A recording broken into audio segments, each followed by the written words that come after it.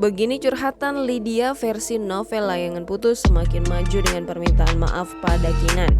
Series Layangan Putus yang diangkat dari kisah nyata karya Momi ASF sudah menjadi series yang sangat menguras emosi. Diakibatkan kisah cerita yang semakin memanas antara Kinan, istri Aris, dan Lydia, selingkuhan Aris.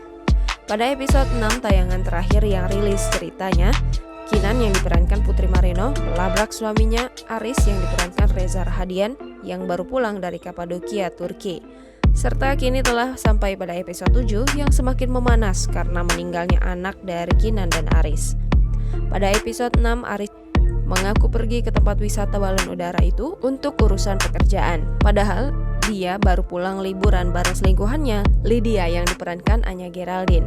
Dalam adegan, Kinan marah hebat sambil membeberkan bukti-bukti Aris selingkuh. Cerita di web series rupanya beda dari novel. Meskipun nama tokohnya sama, di buku Kinan dan Aris punya 4 anak dan semuanya laki-laki. Sementara di web series ceritanya Kinan sedang hamil anak kedua dan anak pertama mereka perempuan, Raya namanya.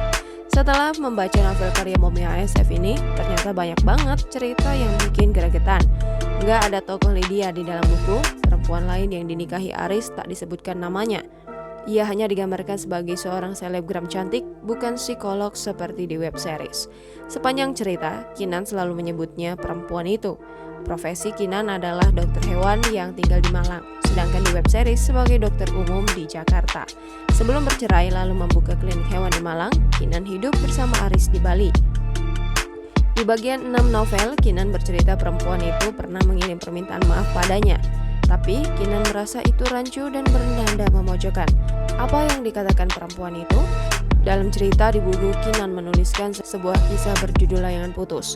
Tulisan itu viral di media sosial dan terbagi jadi beberapa part. Rupanya perempuan itu tak terima dan menyebut tulisan Kinan hanya fiktif belaka. Perempuan itu memang minta maaf, tapi Kinan merasa rentetan kalimatnya terkesan rancu dan memojokkan dirinya. Apa yang dikatakan perempuan itu pada Kinan? Berikut kisah selengkapnya. Kakak menghabiskan belasan tahun, belajar hidup juga agama dari seorang Aris. Pun, aku akan menghabiskan sisa umurku belajar juga mengabdi padanya.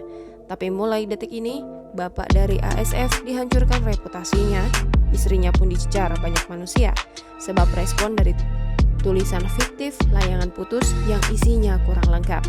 Kenapa Dedi menikah lagi? Tidak memberi nafkah? Kenapa Dedi mencabut fasilitas? Dan lain-lain? Tidak diberitahu sebabnya. Once again, I've been through this many times. Masuk ke dalam forum, dipuji makhluk, disanjung manusia, dihina, dibully, dijatuhkan. Tapi cerita ini yang paling berkesan karena bukan diawali dari tangan saya, melainkan orang lain. I'm so sorry for what happened to us. I'm so sorry for everything I've done to you.